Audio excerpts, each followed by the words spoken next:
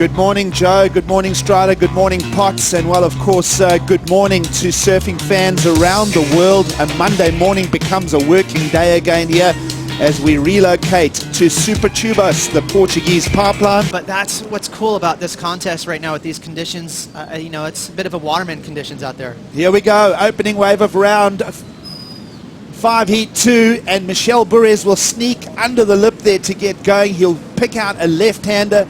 There are some thundering right-handers out here, let us tell you that. It's not just about who's ripping and who's performing on the wave. You have to have that ability to read the ocean.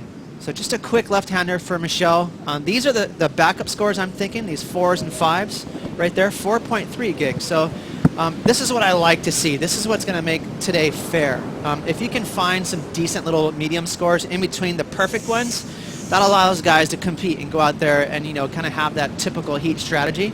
But definitely keep a lookout for, at some point in the seat, someone's going to scoop into an 8 or a 9. Of course, when we first arrived here a week ago now for the waiting period to start. Well, let's have a look at Julian Wilson. He'll go behind the tunnel lip here.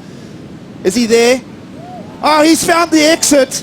Wow. That was a big, deep, complicated barrel at times there, Ross, and Julian Wilson will find the unlock for his opener.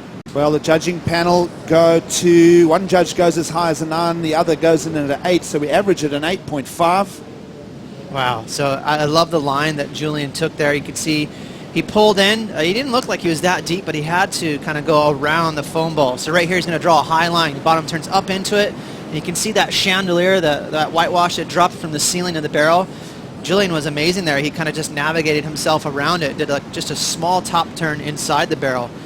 So if he would have just stood tall there at the bottom of the barrel and drew a low line, he probably would have got clipped gigs. So that was pretty sneaky. So a lot of work there for Julian Wilson to navigate through high line drive, and he keeps his nerve through heavy water thundering conditions here to earn an 8.5 from the panel. And well, as we say that, we mentioned that the high tide is right about now. It's putting the beach under some pressure here as we see Julian Wilson now switch it up and go to the left behind the section repeatedly, and he'll lace his way through that. So great quick second wave now being placed in the heat by Julian. It won't surprise me if he does well today in these types of conditions.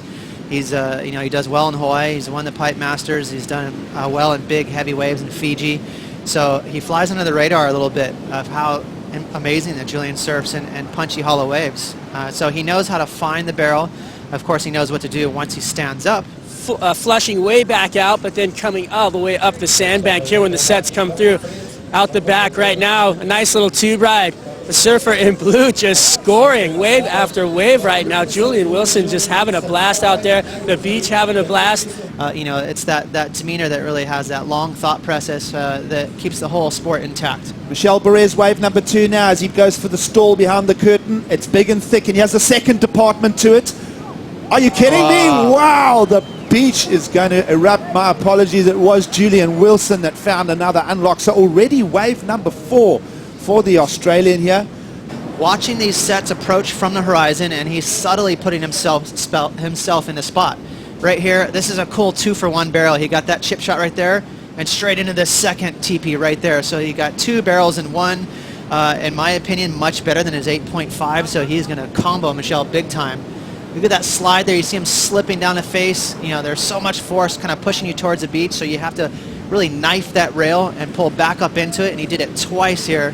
That second barrel was pretty tough to come out of. It had sort of a clamp on it, and he busted through it. So amazing surfing once again from Julian. And look at his position on the board, Ross. He's way up in the top half of that. So riding more sleeked, drawn-out equipment, you'll see all the surfers on their step-up boards here.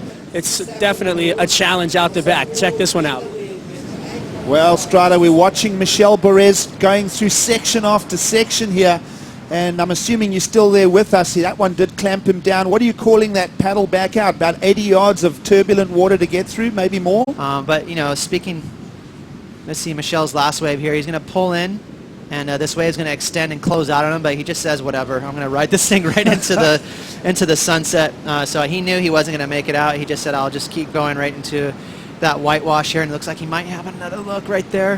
He found his best 2 waves up to the north, and here we go. Well, there's the classic block with priority as we'll go to the backhand for Julian.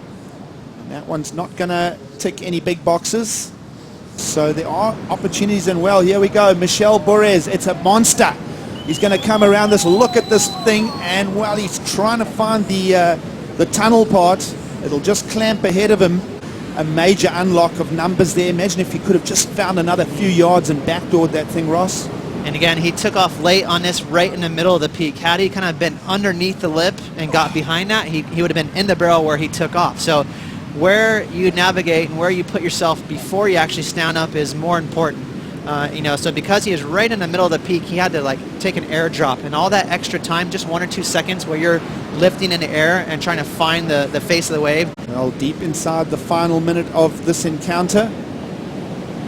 Here goes Michel Bourez, again an in and out look, sifting through every opportunity now. I think it's we can be optimistic moving forward. The tide has peaked, so it should get a little more user-friendly with the tide dropping. Even a swell might tame a little bit. As long as this wind stays mellow and doable, right now it's side offshore, we'll be looking good for the rest of the day. This is the round 5 of competition. Winners move through to the quarterfinals, and that is what Julian Wilson has just achieved. Michel Bourez will settle for a 9th place finish here in Portugal.